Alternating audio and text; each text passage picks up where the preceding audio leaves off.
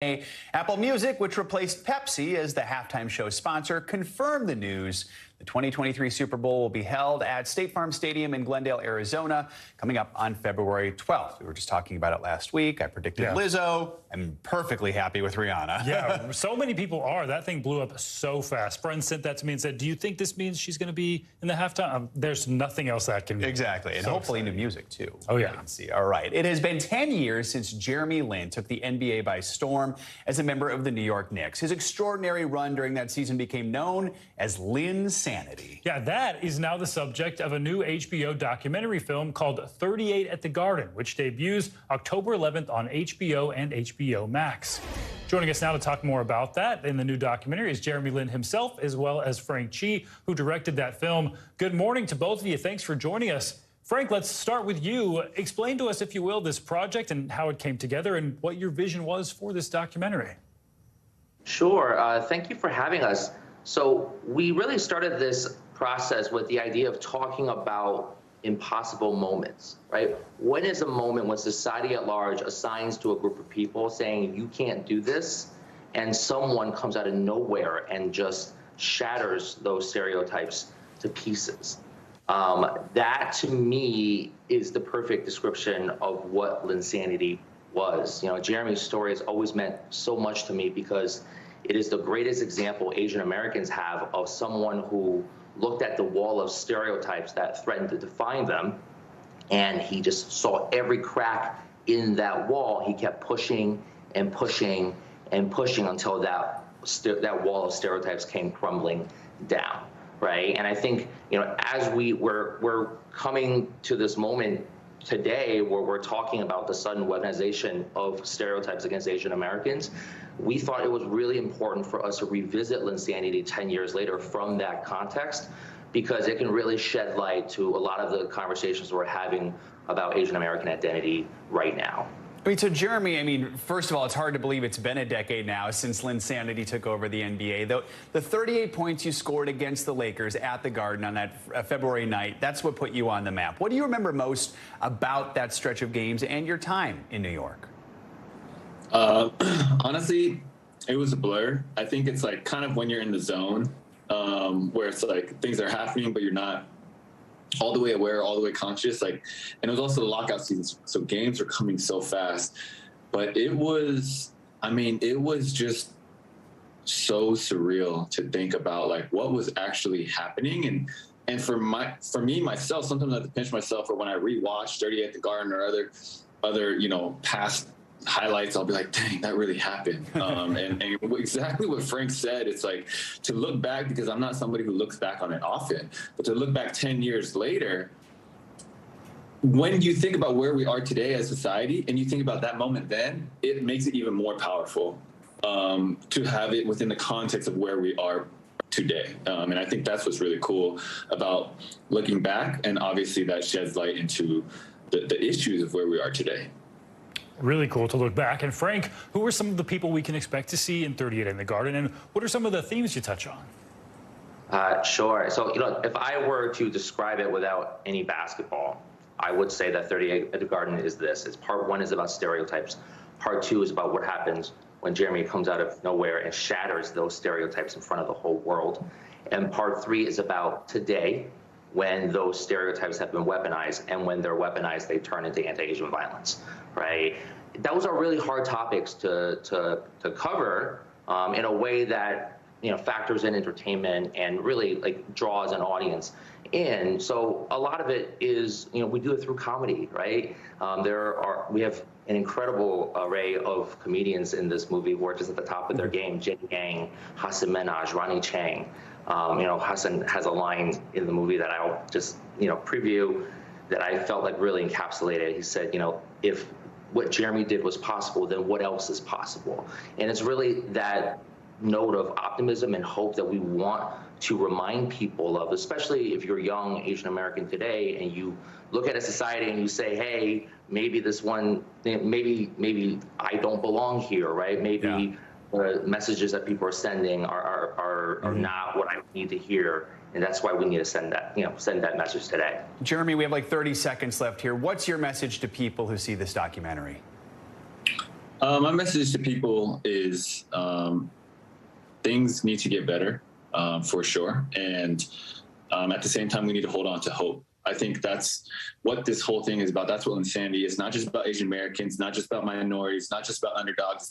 It's about everything. And I think we need to face where we are today, but we also need to move forward with hope, because at the end of the day, what we really want to be doing is we want to be making this place and this world better, especially for the next generation. So that's what I would say this documentary and everything we're trying to do, this whole team is about. A great message. Frank, Jeremy, thank you both so much. And as a reminder, 38 at the Garden debuts October 11th on HBO and HBO Max. That does it for this hour of Morning News Now. And your news continues right now.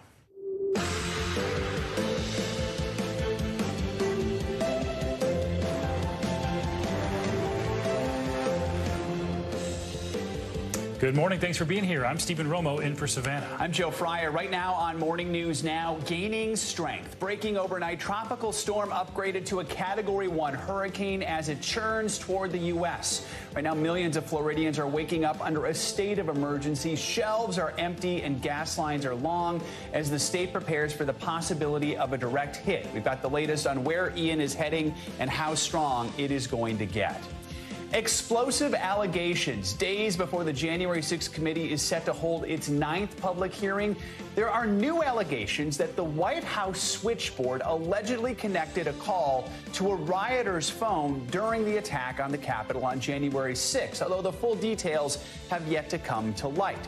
The latest on the investigation as Committee Vice Chair Liz Cheney issues strong new words for her own party and reveals the one thing that could make her leave the GOP. Nuclear threat. The United States responding now to Russia's thinly veiled nuclear warning. Ukraine's president says he believes Vladimir Putin's threat to use nuclear weapons in Ukraine is real, and now the U.S. is issuing a warning of its own. Well, let me say it plainly. If Russia crosses this line, there will be catastrophic consequences for Russia. The United States will respond decisively. The growing crackdown inside Russia as Putin forces hundreds of thousands of ordinary Russians to the front lines, and how Russia could force many Ukrainians to fight against their own homeland.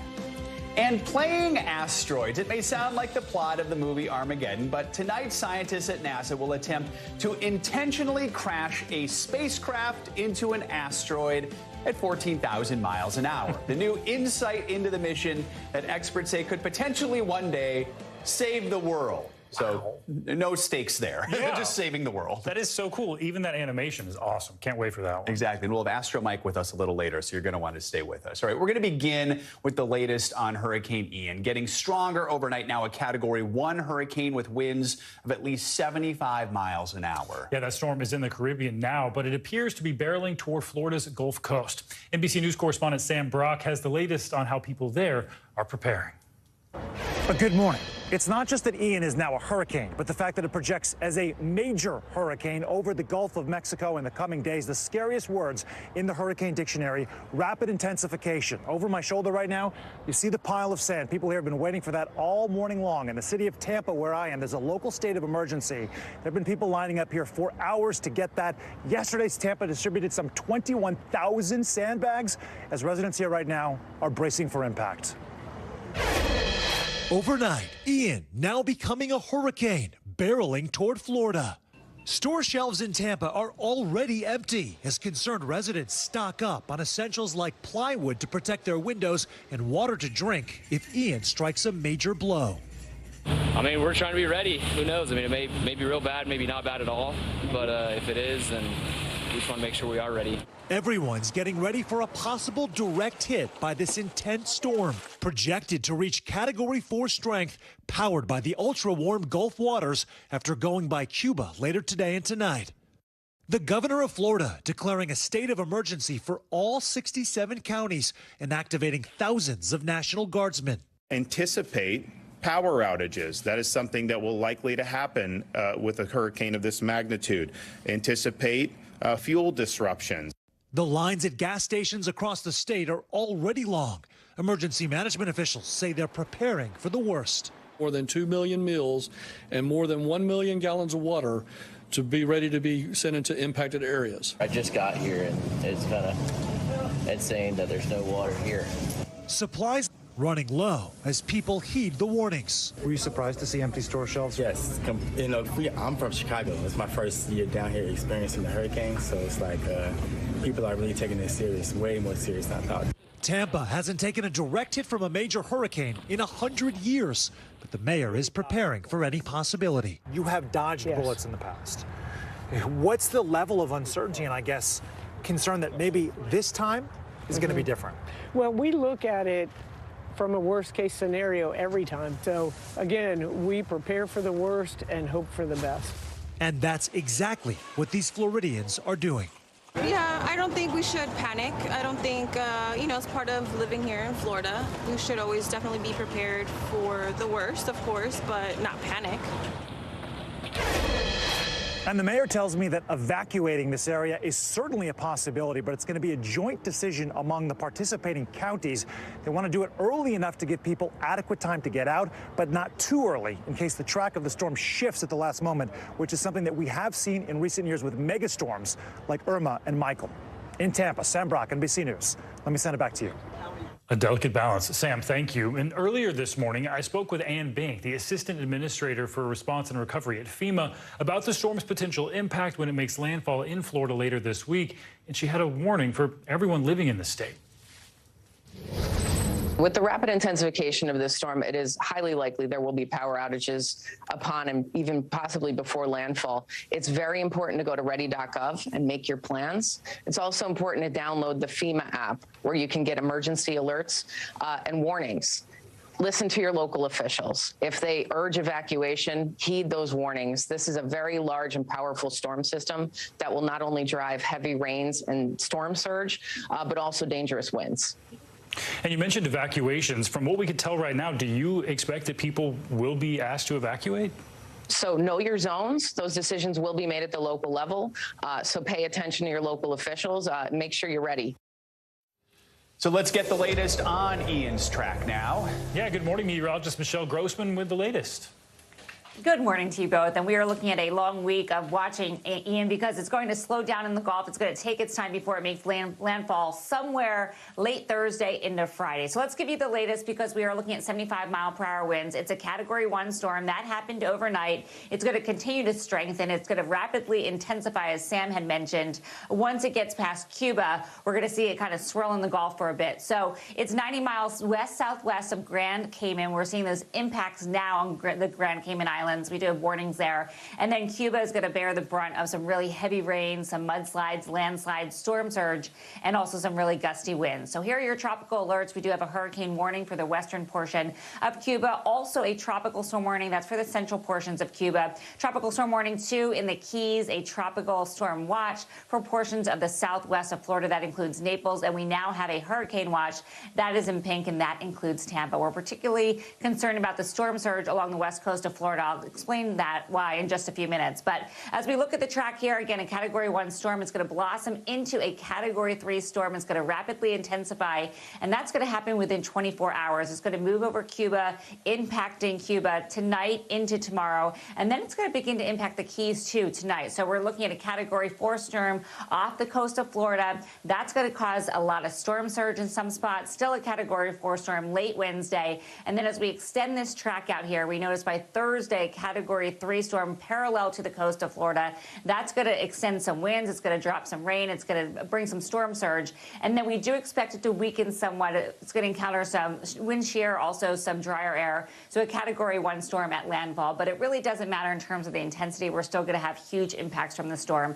Notice the cone. It's wide. It gets wider as we go throughout time here because we're still 4 or 5 days away. So anywhere along those white lines, we have equal chance of seeing a landfall. And so any of these areas need to heed any warnings from your local officials, as Ann from FEMA had mentioned. And we do need to prepare now because that window is closing. And we're still talking about the storm through this weekend. It's going to impact the Carolinas through this weekend with heavy, heavy rain. Let's first talk about one of the impacts, storm surge.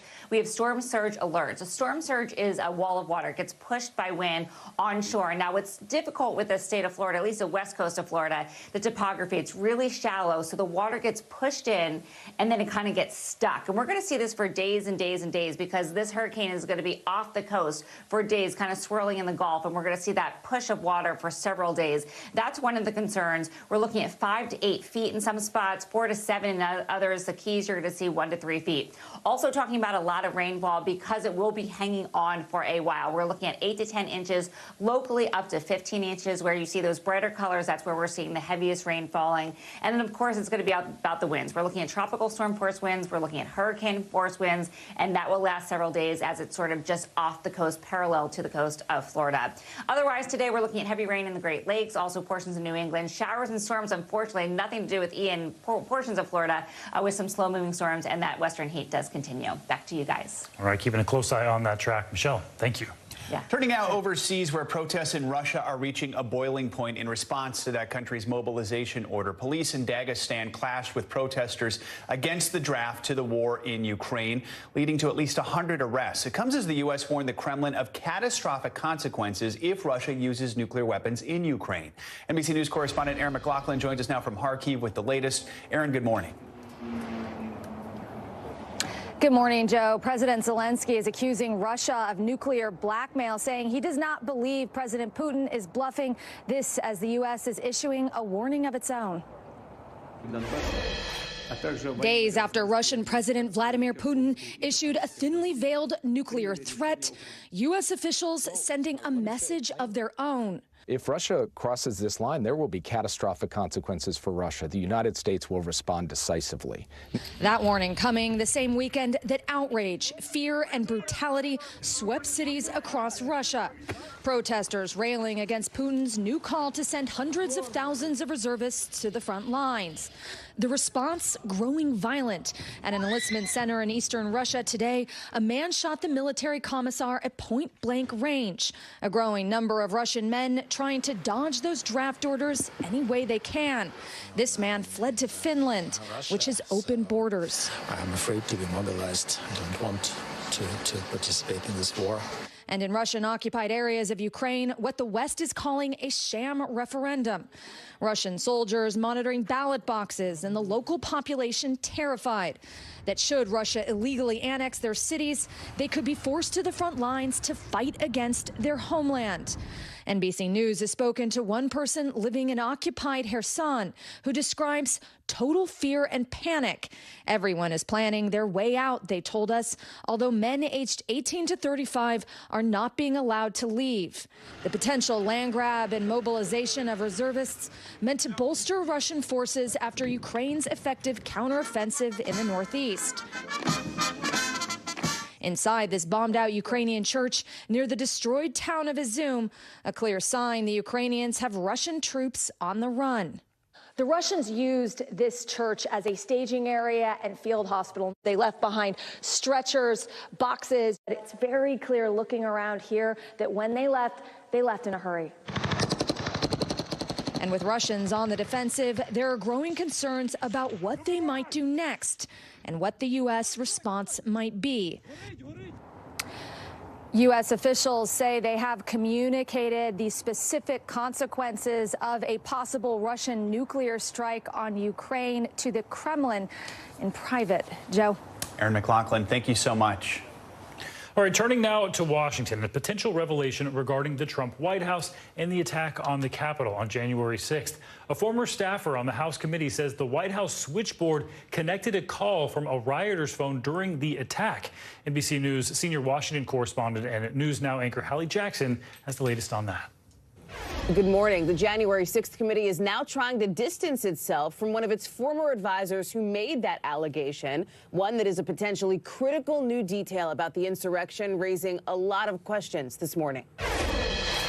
New fallout this morning from an explosive allegation from a former January 6th committee advisor. You get a real aha moment when you see that the White House switchboard had connected to a rioter's phone while it's happening. Wait a minute. someone in the White House was calling one of the rioters while the riot was going on? On January 6th, absolutely. Former GOP Congressman Denver Riggleman, who served on the committee's staff, telling 60 Minutes Sunday that someone at the White House on January 6th, 2021, placed a call to a rioter at the Capitol.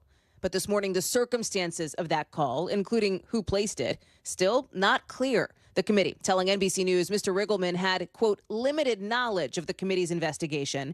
And as members of the committee look to refocus the nation's attention to the events of January 6th, they also seem to be downplaying the call's potential significance. I can't say anything specific about that particular call, but we are aware of it, and we're aware of lots of contacts between people in the White House and different people that were involved. Without the advantage of the additional information we've gathered since he left the committee, you know, I think poses real risk to be suggesting things.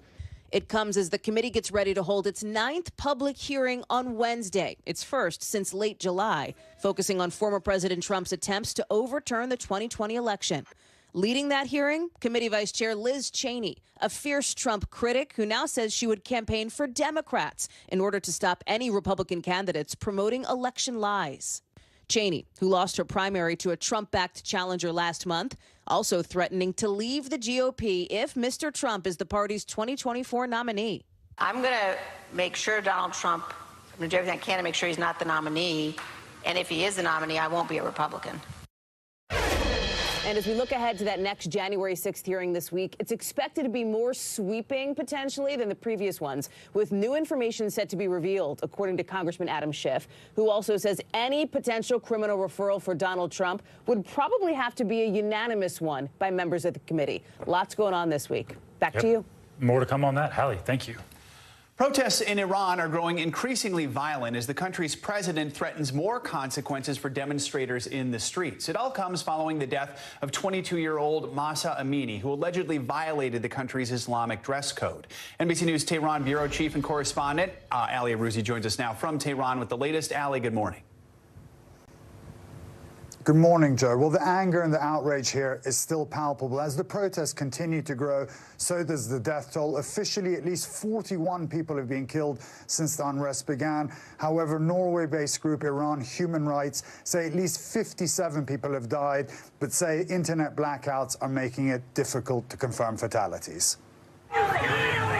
Extraordinary scenes in Iran, where protesters have taken to the streets for 10 consecutive nights in defiance of an unforgiving crackdown, threats, a near-internet blackout, and severe warnings from the country's leaders. Iran's president telling authorities they must deal decisively with those who oppose the country's security and tranquility.